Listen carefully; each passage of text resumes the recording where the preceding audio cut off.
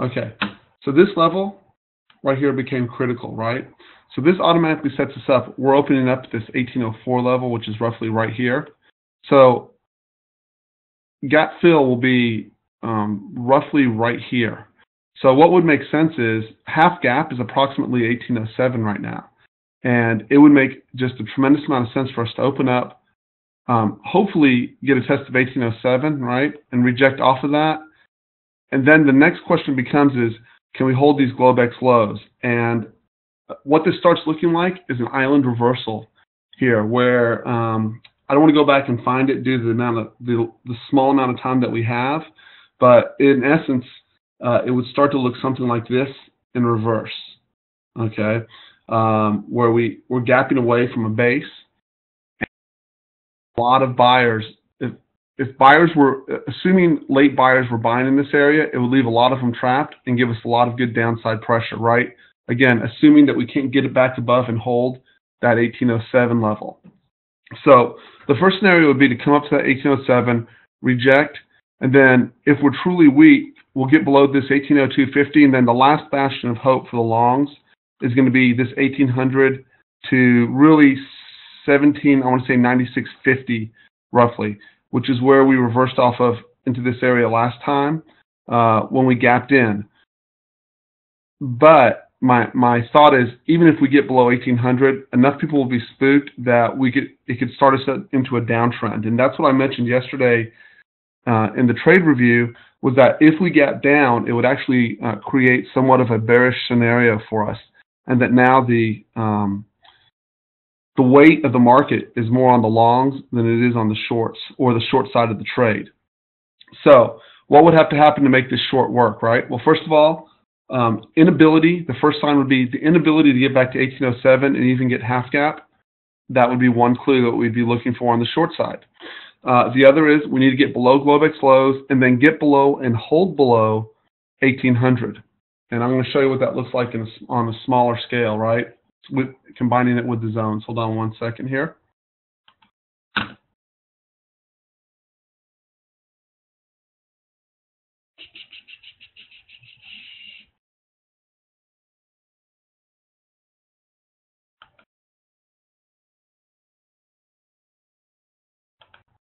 Okay, so let's go through this one more time.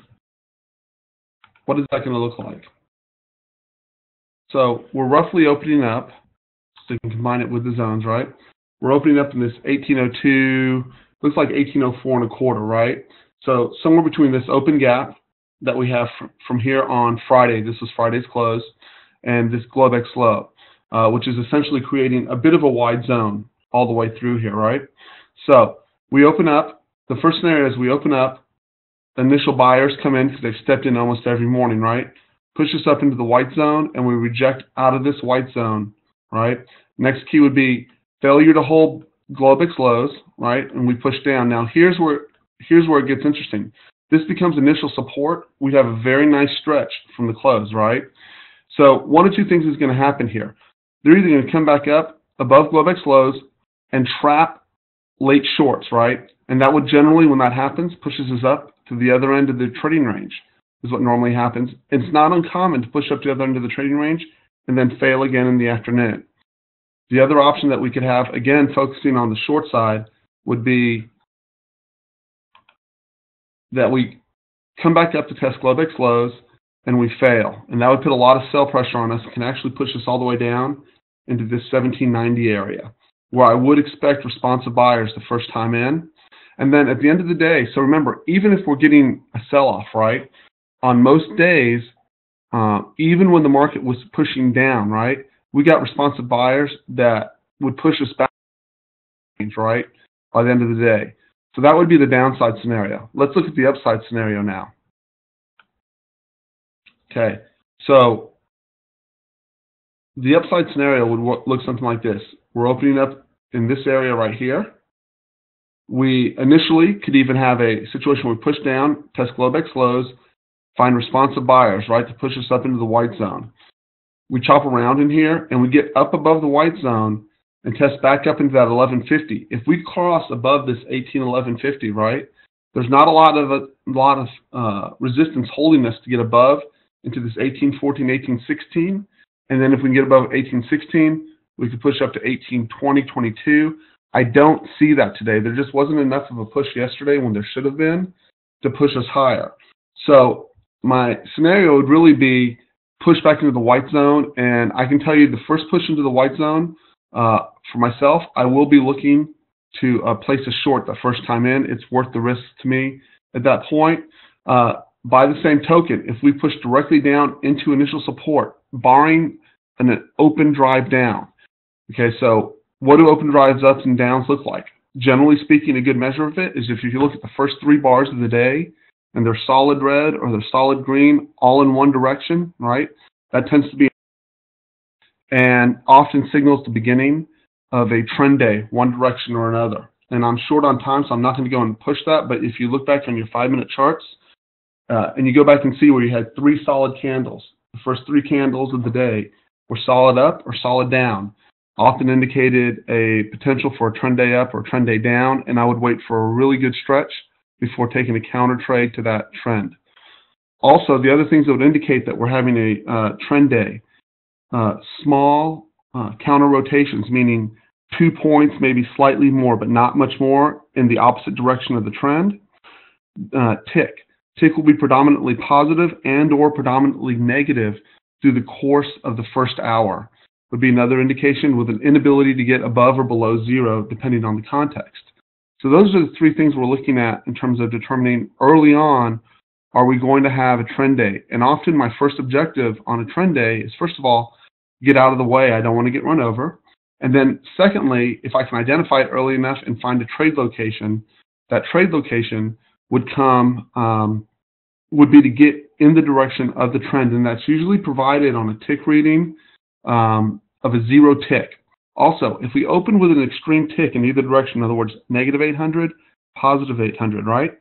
At least wait when you're looking for trade location to get back to a neutral trade tick reading, or preferably a positive tick reading before taking a contra position will help you a trade location. Usually that'll come with a good rotation and a good location to place a trade. And I'll go into that in a separate webinar, or if someone has a question about that, y'all can hit me directly afterwards. I'll be happy to highlight that during market hours, right? Let's look at the overnight and see what we're looking at here. Hold on one sec. Let me drag this over.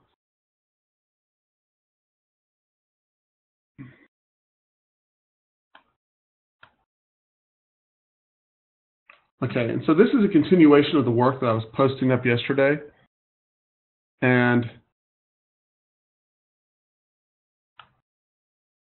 if we look here, we had a down channel that was broken, and they came back up to test the session highs on Globex during the Globex session, particularly in Asia. But what strikes me the most on this trade is really ever since early London, we've had sell pressure all the way down through this, and it's an ominous sign through the course of the day. Generally speaking, trends that start in London tend to continue. And we've had nothing but sellers all morning long, particularly since about 6:30 a.m. So again, I'd be looking for trade location, and I'm going to be watching NASDAQ to see if it'll give me an indication of whether it's going to lead or lead up or lead down. And it has led us up and led us down on multiple days now. So that'll be the area I'll be looking for clues. But right into this area right here, let's see, we have blown right through this structure, right? So I would expect that the first push up into this area, right, that we'll find responsive sellers in the NASDAQ. If we don't and they break above it, it tells us something. It tells us that it's stronger and this is a head fake to the downside, but it's looking ugly there on the NASDAQ side, at least coming into the open, and buyers are going to have to do a lot of work to cover this damage that was done. Let's look at the ES real quick.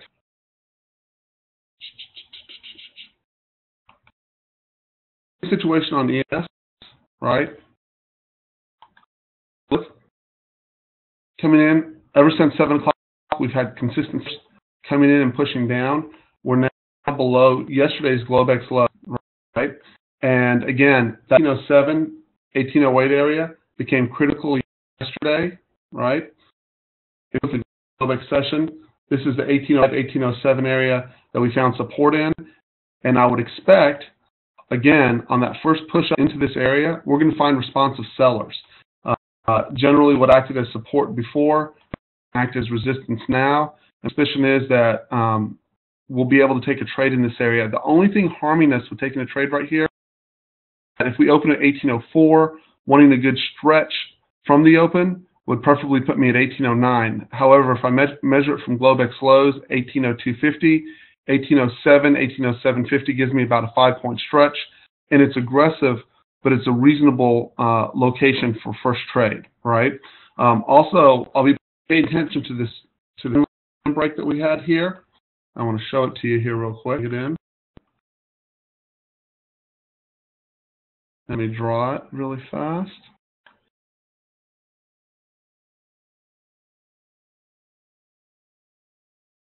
It's not exactly right. Let's see, this should be something closer to this. But in this area, right, we've clearly broken the downside of this trade. Now, nothing prevents us, right, from coming in here, blowing through that 1807, and then rejecting out of that 1809, and then having a downside move, right? But being able to fill the gap would be a sign of strength and something that would be stronger than what I would expect based on the opening that we're getting. So just to be clear again, the downside move in the open doesn't look like a head fake. It looks like we've trapped buyers above. The signs that I'm looking for and which direction we're going to take, right, is first of all, inability to fill the gap from yesterday's close would be a sign of weakness, right? Half gap and failure would be a sign of weakness. The first thing that we need to confirm that, right, is that we need to then break below Globex lows, and then below that 1800 level will be critical. On the upside, getting above the 1807 level and holding, and then pushing into closing the gap and getting above the gap will lead us open again to a test of that 1811.50 and then the 1812.50 and then higher from there. The clues that I'm going to be looking for off the open is how strong is the tick, right? Are we getting rotations that are decent size in both directions?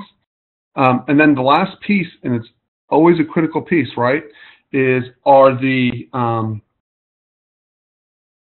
buyers coming in at levels below, or are we slicing through zones when we get lower? If we slice through that 1800 level down to 1796, right, it would show that sellers are definitely in control. And below 1800, right, it opens that door all the way back down to 1884, 1882 level eventually. So we can correct from the levels we're at. We just haven't been able to find any weakness. Yesterday was really the first sign where the buyers had an excellent opportunity to push to new highs, and they were unable to do so. So I am kind of looking on the short side today. And I'll update after the open. And if anyone has any questions, we actually have a couple minutes till we open. Right here, just send a question right here.